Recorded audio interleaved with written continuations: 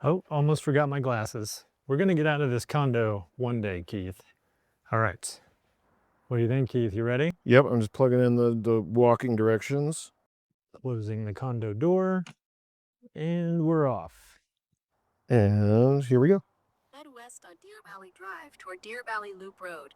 All right, thank you, robot.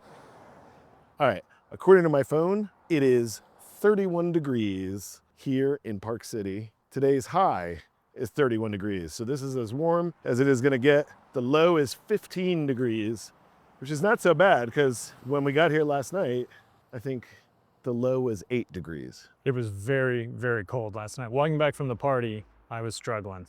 This is almost like a balmy 31. I feel pretty good.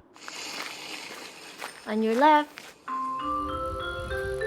You're listening to Dock Walks with Ben and Keith. Well, is this where we should talk about how you talked me into coming here and I said I didn't want to? I'm actually fairly uncomfortable being at a film festival where I am not showing work. I feel like I'm crashing a party in some way. And so being here to record our podcast makes me feel a little more like I belong, but I would say in general, I feel a little bit like an outsider here.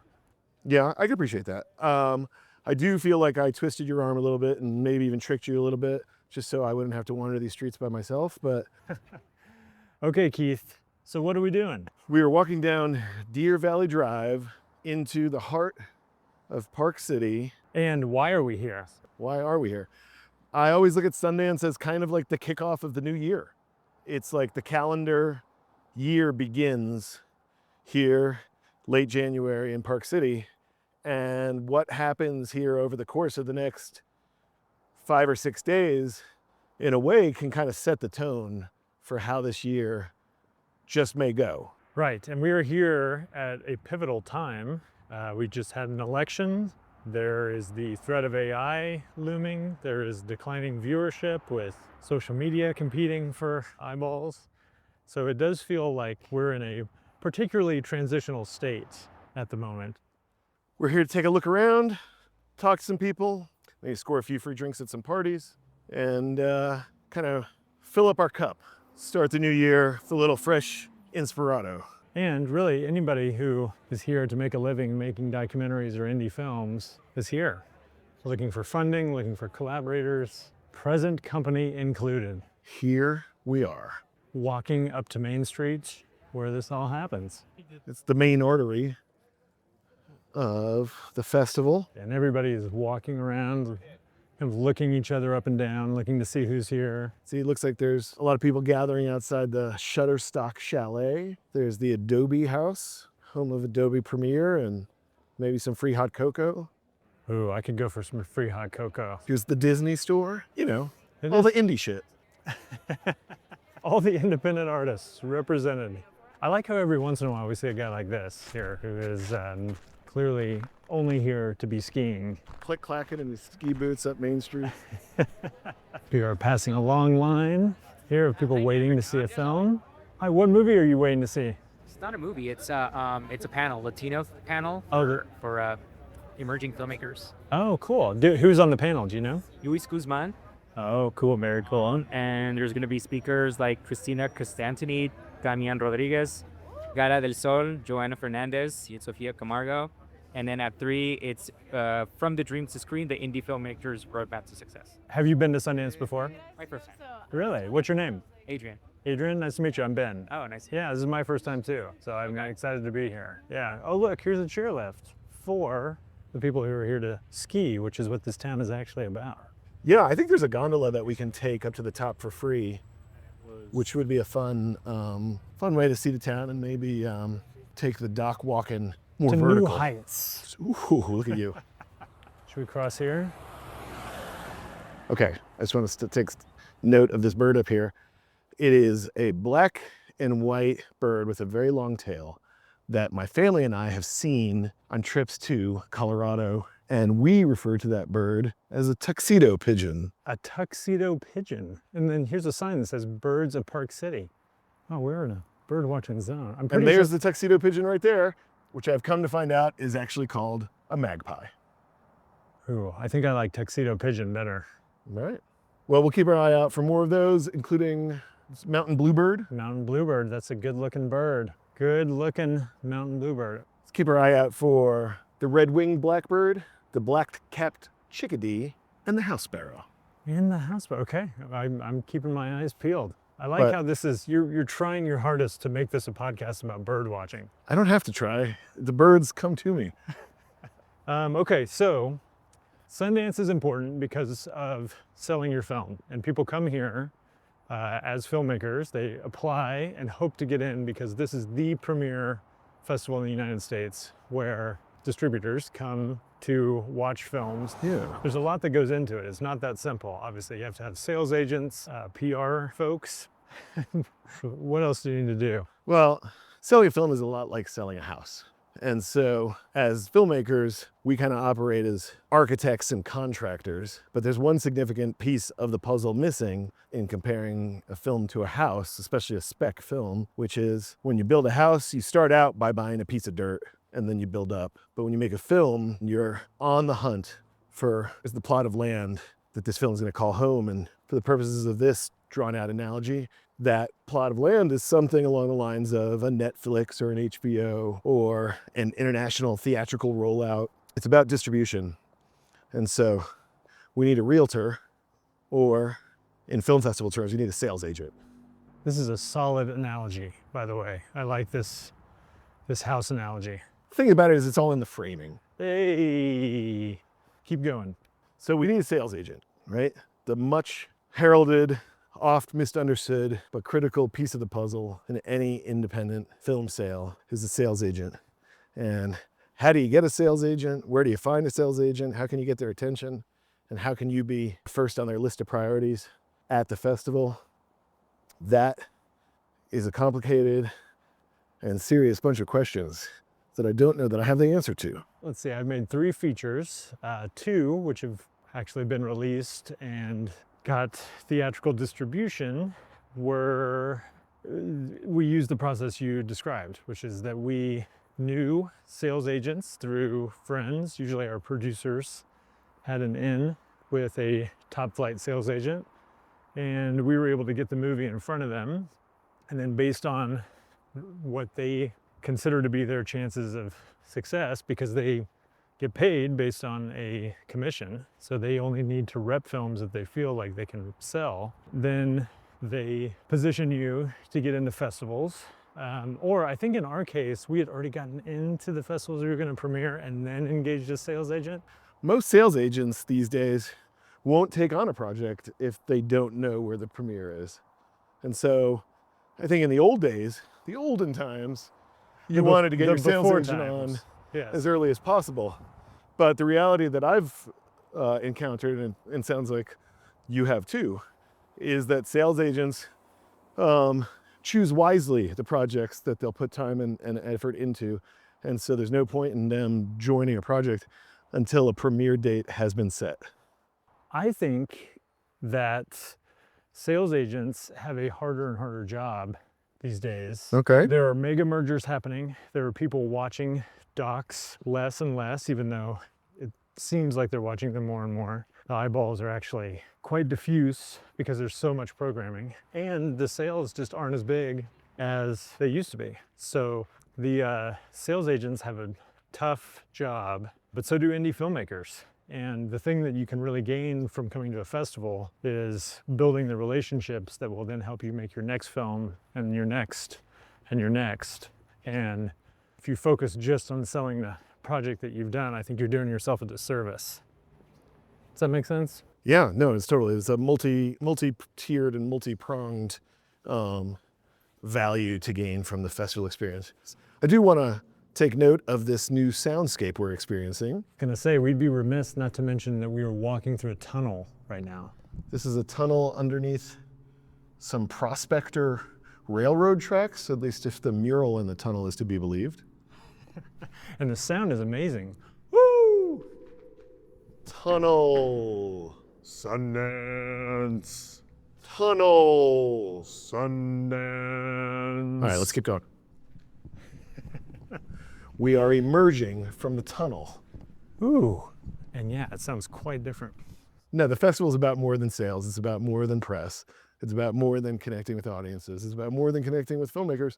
It's about all those things. You know, we all dream of like the kind of bidding war, you know, at the after party at the premiere. But the reality is the sales process starts weeks before the festival. Sales agents are engaging buyers, trying to gin up interest in a big sale. A lot of times what happens is that the decision makers don't come to the screening, but they send their other colleagues, and then so they come back and say, you have to see Keith's film. Then it takes a while for the person to see the film, or maybe they have to consider multiple films, and so then they have to have a meeting. And so all of that drags on for a lot longer than filmmakers generally like. Right. So just like every other step of this process, you've got to have a stomach for the uncertain. You got to be comfortable in the knowing of not knowing. Ooh, the knowing of not knowing. I think there's a book called that. I didn't make that up. All right, what are we doing? Well, we're walking, we're talking, so much walking, so much talking. Well, we are doing a lot of talking, and we are surrounded by people here at Sundance. So why don't we ask some people on the street some questions? That is a great idea. And it is also perfect timing because looking down the street, what I see walking towards us is... Wait a minute, don't we know this guy coming at us here? That is Frank Mosley. Frank is my partner on my new doc. Let's see what Frank has to say about Sundance. How you doing, Frank? Hey, how you doing, Keith? What's going on? Do you know Ben Steinbauer? No, I Good don't. to meet How's you. the snow treating you right now? I'm freezing, I Yeah. hate it. I'm doing great. So Frank, we're here at the 2025 Sundance Film Festival. Tell us how's Sundance been for you so far? I just got off the plane. I'm already having a lunch and business meeting. Have some films I'm going to see, and then a film I'm in premieres tomorrow night. Frank, what is the, what's the value of a film festival in 2025, do you think? I got a lot of answers for that, but the one right off the bat I'll say is in-person connectivity. You know, it's more than ever, everything is virtual. So to be able to actually be in a space with people and connect, and I think it gives it kind of a thrill that's been missing for a while, you know? You have any tips for first-time filmmakers who are, you know, about to send their films off to their first festival? Yeah, I mean, it's tough. I would say do research on festivals. You know, not every film is right for every festival. You know, and don't be afraid of the regional fest. I think that's where the heart of indie film really lies. I mean, the first festival outside of Dallas that took one of my films was Sidewalk in Birmingham. And that was the biggest deal in the world to me, getting into that festival. I mean, it changed everything. Having a film outside of my home state, it felt like I was a real filmmaker. You know? Right. It's a big step. So it's the validation. Validation, and then also knowing that it's a long game. Just keep making stuff with your community and let the community expand, you know. Hope for the best. Amen. I think that's great. It's good to see Frank. You too. Frank's got a premiere here. He's an actor. He's a lead in a film premiering in the next category. What does that mean, next? It's a category supposedly reserved for films that are boundary pushing, either in form, content, or both. And you know, you see a range of films in there that usually a little more adventurous. I wouldn't say experimental, but they definitely take some risks. And what's the film called? Obex, O-B-E-X. Obex. Yeah. Nice. All right. Well, Look that'll out cut- for Obex. that'll- everybody. Oh, look out for Obex. Look out for Opex. All right. Excellent. Frank, Cool. This good is to, good. good to Yeah, meet you, you man. too. Yeah. you Thanks for too. doing I'll this. be, you know, we'll see each other wandering around. Awesome. All right. All right. Yeah. See you, buddy. I'll see you. Should we try and hop on one of these buses, or do you want to just walk back? I don't mind walking. It's up to you. Yeah, I don't mind walking. Let's get our steps in. Okay. Has like Excuse me. I see you have a badge on. Yeah, Can you tell us what's going on here and what you're up to? just enjoying the festival, man. Having fun, you know, seeing all the movies. Are you a filmmaker? Yeah, but I'm just here volunteering. Oh, you are. Oh, you're a volunteer. Okay. What's the volunteer experience at Sundance? Awesome, man. Everyone's really friendly and really nice. Yeah. Really? Is this your first year? At Sundance, yeah. It is. Okay. It's a lot of fun, man. You guys should see some film. You look like you got a place to go. You're trying to get out of this. Yeah, I'm going to see some stuff. Hey, guys. What are you doing here at the festival? I'm actually skiing and snowboarding, so. Oh, so you're not even here to see the movies? Yeah. Oh, amazing. Is this your first time at Sundance? Yeah. Mine too. Awesome. How's it going for you so far? We just got here. We just paid $60 a park, so hopefully Hey, it's fun. you're here. You made it. Yeah, Awesome. exactly. Have a blast, man. Thanks a lot. Okay, do you see who I see coming up the road? Is that Conan O'Brien? I think that's Conan O'Brien. Let's go see if we can Conan! Look out for the ice. Look out for the ice. Look out for the ice. We will look out for the ice. Thank you. There goes Conan O'Brien. So tell me who you are and what you're doing here. My name is Sarah Khaiki. I'm director, producer, editor of What2 Rocks. And how do you pronounce your name? You look like you're... Ahmed Reza Amy. Okay. I'm Iranian. Iranian. Okay, awesome. And what film are you here with? Cutting Through Rocks. Oh, awesome. And tell me what the film is about. So Cutting Through Rocks takes place in the northwest of Iran. It's in a very patriarchal setting, but that's where we meet our lead character, who in the past, she's been a midwife and delivered 400 kids. So now the story starts with her wanting to run for a council seat. That sounds fascinating. Yeah, and so is this your first time at Sundance? Yes, it's our first time here. How has the festival been for you so far? It's good. It's very nice just talking, chatting with people, other filmmakers. And also, you know, because we finished a film recently, so we also carry on the burden of, emotionally, the burden of finishing the film and the story that we spent 7 years of our lives there.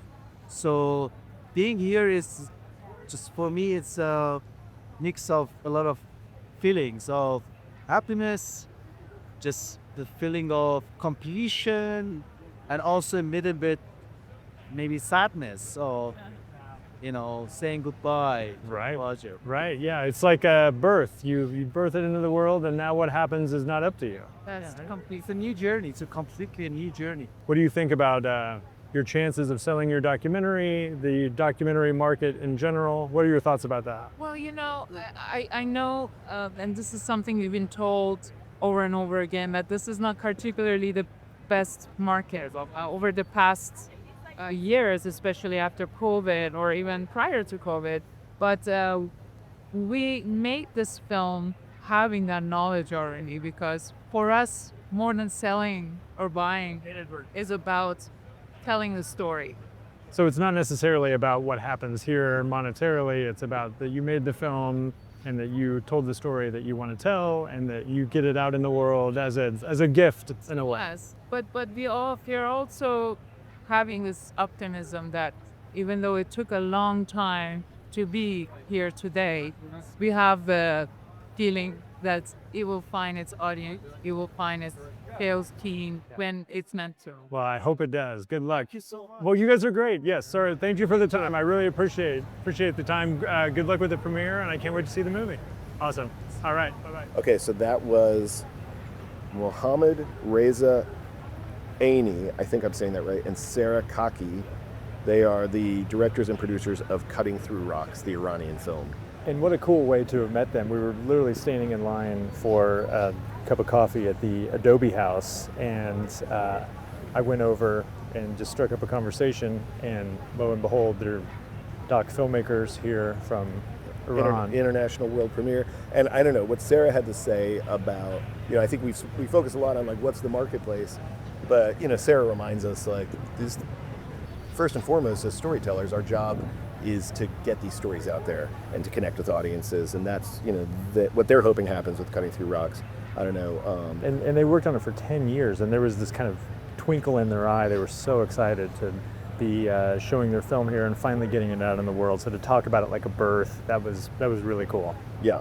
Let's talk to some other folks.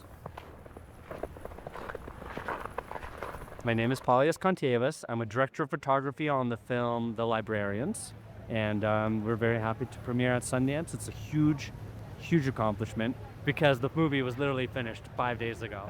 And you're exported. And you're basically, I'm talking to you right after the premiere, right? Yeah, we premiered at the Ray. Wow. We had a huge turnout. Like, what is it that you get out of being at a festival like Sundance? Yeah, it's a great question. I mean, I think the goal for any filmmaker is to meet other filmmakers and to collaborate with other filmmakers. We're working in the documentary world, which is underfunded. Political things are very hard to sell, especially now. Netflix, HBO, nobody wants to buy a really highly political movie. So being in a space like Sundance is like a way to connect to the rest of the world. Well, congrats, man. This is really huge. I'm so excited to see you here, bump into you. This is like why people come to this, you know, this festival. Like, you live in New York, we worked together on a commercial. I live in Austin, like we wouldn't get a chance to overlap really, and so it was amazing to see you. And you worked on the film that my buddy edited. Yeah, So I love it. This is worlds colliding. Who are you and what are you doing here at Sundance? My name is Angeline. I'm a social media manager for a foundation. And I'm here to document the Sundance experience for said foundation because we support independent documentary filmmaking, participatory civic media, journalism, and things of that nature.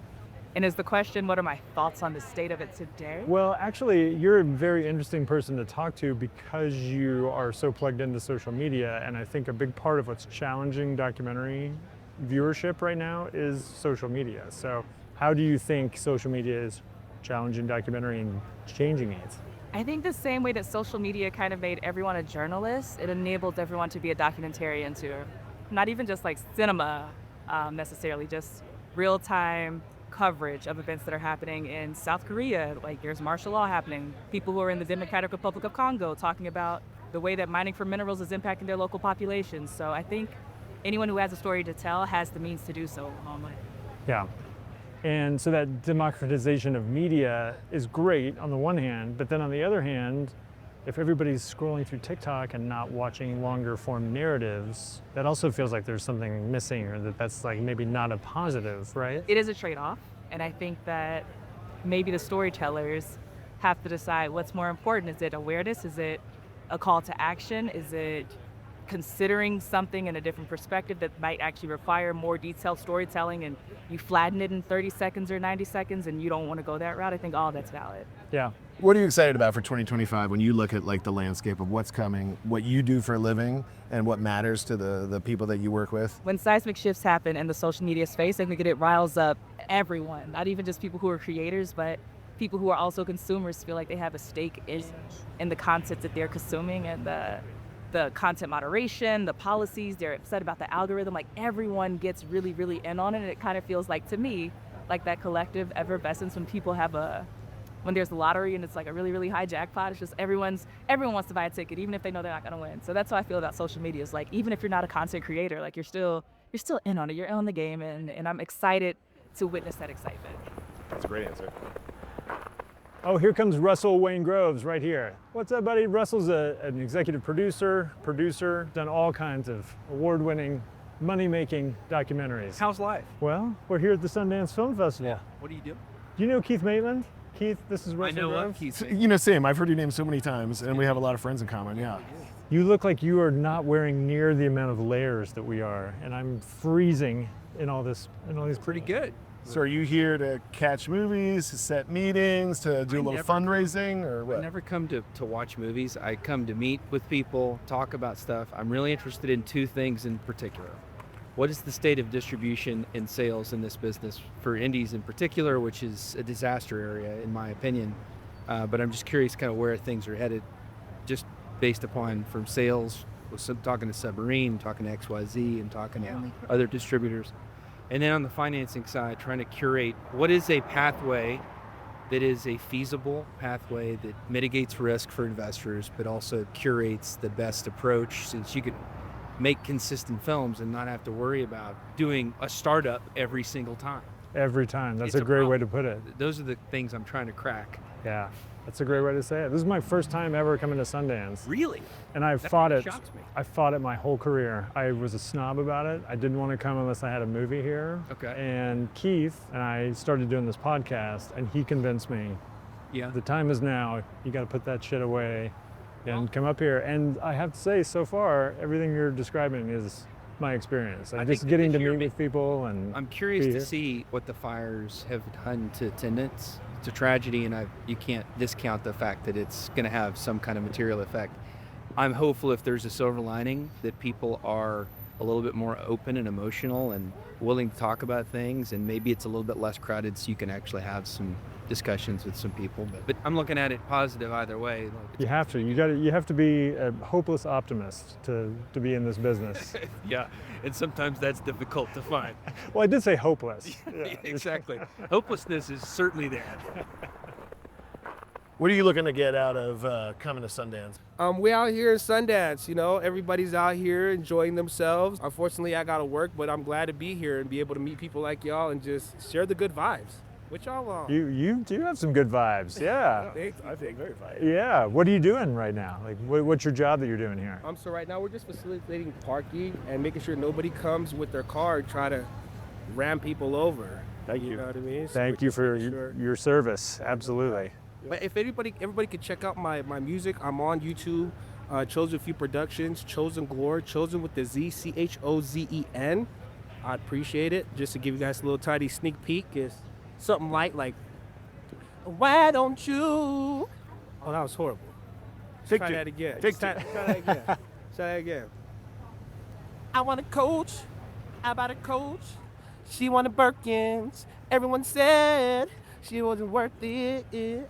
I'm in the club twerking, she was working, made me nervous, she was lurking. She wanted Birkins. Shout out to all my homies locked up and all the people in the struggle. I feel like there's something huge going on in the world and there's an enlightening process happening. And I think if all of us together as a unit and a collective start looking at our differences and what we have in common, we can go a long ways. I feel like there's gonna be a great reset, you know, so. What are you guys out here doing? This is a documentary? What's that? We're documentary filmmakers who happen to be moonlighting right now as podcasters, wandering the streets, trying not to get hit by the UPS truck. Yeah, look out. This guy's coming through. And we saw you over here. I don't know, we were feeling the good vibes, something drew us over, and I'm glad we did. Absolutely. Chosen Glory. Yeah. CHOZEN. With $1 million smile, man. Keep smiling. All right. All right, thank you. Thanks a lot. God bless you. All right, you too. Excuse me, sir, what is your favorite bird? Stop. See, that guy just sailed on by. Ooh, like he was Conan O'Brien or something. Excuse me, Conan O'Brien, what is your favorite bird? Look out for the ice. Watch out for that eagle.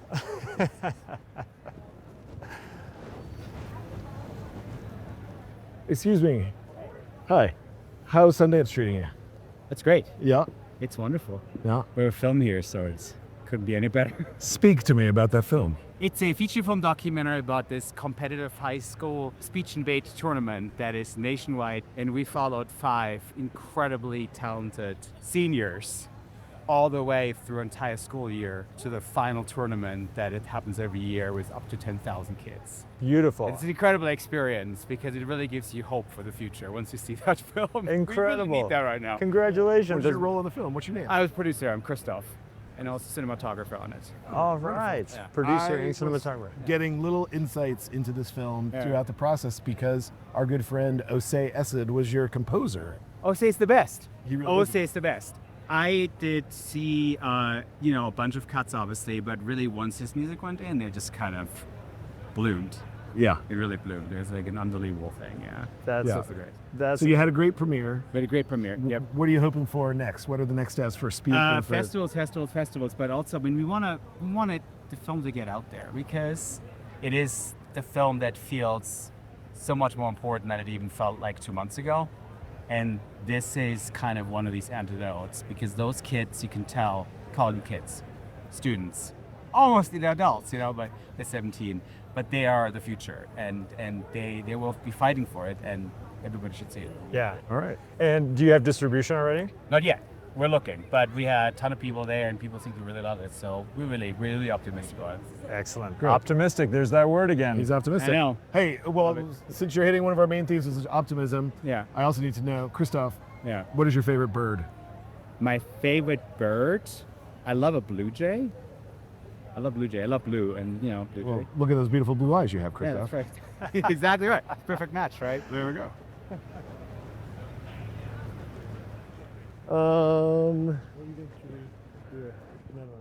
I think, after first day of Sundance, what struck with me is there's a real community vibe here in Park City, and our instinct that this would be a great way to start off the calendar year, get a little inspiration to kind of fill our cup and drive forward, I think bears out. I think we're not the only ones thinking that. It seems like everybody I spoke to was really excited and optimistic about the future. That should be the name of this episode. Yes, hopeless optimist. You can sort of look at it either way. Are you hopeless or are you an optimist? Or are you a hopeless optimist? And I think in order to do this work, you have to be 2 of those 3. You have to be optimistic at minimum, hopelessly optimistic at most, And if you're hopeless, you're not going to get very far making documentaries. Excuse me. Is this Jessica Wolfson? Hi, Hey, friend. How's it going? Good. Look at us in Park City. Look at you, dock walking. I know. This is great. This is your first time at This is my Sundance. first time at Sundance. I feel very much like I'm crashing the party. I feel like an imposter, and I really hate it. No, you shouldn't. Just because you don't have a film here does not mean you don't have to be here. This is a community of people. You should go and schmooze with. Yeah. But you guys are coming to my weird house party. We Yeah, are. I'll be 10 on o'clock the tonight. later side. Okay. Can we bring some folks? Is that all right? Please. Yeah. See you guys later. Produce our podcast for us. Okay. That was great. I do want to say, like, we're getting long in the day here, but I see an old friend walking down the street. I'm going to grab her and see if she'll talk to us. I don't know, do you know Sue Kim? I don't. Okay, so I met Sue in 2008. We were both pretty early in our careers. She has had a phenomenal run as a producer. I know she made Hale County This Morning, The Tuba Thieves, Midnight Traveler. I think she had last year, Hidden Letters. And the thing I love about Sue more than anything is that she always tells it straight. Great. Let's talk to her. Yeah. We're walking down the street, and who do I look up and see but Sue Kim, superstar in the documentary community, Sundance stalwart. Did we meet back in 2008 at the Producers Academy? Mm-hmm. I feel like I've known you forever, and that makes sense because that was basically the beginning of everything for me. Same for you? Yeah. Yeah. Sue, this is Ben Steinbauer. Hi, Sue. So nice to meet you. I'd shake your hand, but my hand understand is how holding you a feel. microphone. So we're just walking around. We have a little podcast that we're trying to get started called Doc Walks, where we go on walks and talk to doc filmmakers. And here we are walking around Main Street, and we saw you, and we thought, let's talk to Sue. Is that cool? What are we going to talk about? Let's talk about docs. Let's talk about Okay. documentaries. Let's Yeah. go. Are you here at the Festival of the Film? No film this year. I came because I wanted to see films. Yeah. And how's that been working out? Have you been able to see stuff?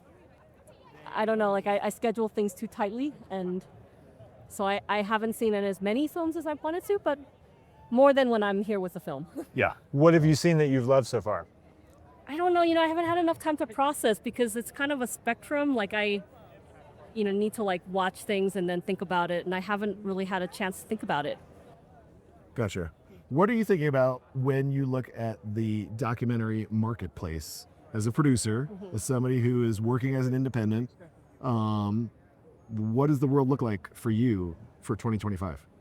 I think it's a really challenging marketplace right now. I think the big funder for documentaries, we both know it's like been public television. Yeah. And then with like the new administration, like all of that seems very up in the air. And so then if you look at like commercial entities that may purchase or commission films, I think that they're also like, they're not producing the kind of films that probably you and I are making. Yeah. So I think it's different. It's really interesting because when I first started, people always said to me how hard it was, and people say that now, but I feel like the hard is just, it's not a measure, it's just different. Yeah. I think like the one thing about being an indie filmmaker, I've learned to be resilient. Yes, you have to, right? And one of the things that keeps coming up when we talk to people is the idea of being hopelessly optimistic. And that's what gets you started doing this work. And you Sue have to doesn't hang agree with on that. to What do you it. think, Sue? I don't agree with that. Oh, tell me why. I think I try to have realistic goals about the things that I'm doing. Like, because if you don't have realistic goals, you set yourself up to fail. And I don't want to see anything I'm working on fail. So I try to be realistic and really, look at what I'm working on and what's out there, and then really have a plan for that particular project that works for that project based on the goals of the team. So That is spoken like a true producer. That's pragmatic as all get out, Sue. no, but otherwise, it leaves people in a place where they feel like they failed, and then it's really hard to get yourself back up. Yeah, I think that's right. Keith is making a Well, we are about to head into this party. Sue's going to join us, so we're going to wrap it up here. But there's a million more questions I'd love to ask you. Are you planning on going to South by any chance? No. No, I'm going to Berlin. Oh, good for you. Oh, that's Just as a film goer. I have very good friends there. Awesome. Cool. Okay. Well, that was Sue. What did I tell you? She tells it like it is. She tells it like it is. I feel like she slapped me in the face with some wisdom. Well, I feel like we've been talking about optimism, and most of the folks that we've talked to today, whether they're other filmmakers, or old friends of ours from Austin that we bumped into here. Like, everybody's been in a pretty good mood. Everybody's been pretty optimistic. We've been talking about optimism. And so we slide that line to Sue. I think you said, what did you say? You have to be a hopeless optimist to do this work. And Sue just smacked that right back down. And she said, no, you got to keep it real. You got to keep it real, Ben Steinbauer. And I like her conclusion about that makes a lot of sense to me, which is that if you have inflated expectations, then you're setting yourself up for disappointment. And I can get with that. I understand what she's saying, and I think it's kind of dependent on your personality. Like, do you imagine great things and you're striving for this like kind of brighter future all the time, or are you thinking, there's a sort of realistic life that this is going to have, and that way you don't set yourself up for the lows of not reaching that sort of highest high. Well, that's the thing. Is you can't get hung up on the hopeless optimism, because coupled with that optimism has to come a lot of real work. Right. Like real decision making, real work. You're still budgeting, you're still cold calling, you're still pounding the pavement. Yeah, and it is a lot of work, and it's a lot of time, and you have to be a force of nature. And so maybe it's, instead of hopeless, maybe it's hopeful. Okay. Hopeful optimist. Hopeful optimist, yeah. I don't know, Sue is pragmatic, and she is focused optimist. Hopeful pragmatist? Folkmatist. We are not sure what you have to be, but I know that Ben is cold. I'm freezing. Can we please go inside? And so this has been the Doc Walks live at Sundance experience. Tomorrow is day 2. We've got some interviews lined up. I'm hoping maybe we could see a movie. No, we're not here for movies. We're here to walk and dock. That's right. All right. Doc walking the day away into the night for Ben Steinbauer. I'm Keith Maitland. Easy for you to say. All right. All right. Next time. Okay. Thanks, everybody. Bye. Next time on Doc Walks, we are going to talk to Academy Award nominated producer Diane Kwan, who made one of my favorite documentaries, Minding the Gap, and very excited to talk to her. This is where you say, so stay tuned, everybody. I say that. Yeah. Well, you just said it, so I think we're covered. Okay. Thanks, everybody. You feel like that's good? I think so. Doc Walks is created, produced, and edited by my friend Ben Steinbauer of The Bear. Hello. And my friend Keith Maitland of Go Valley. Thanks for tuning in.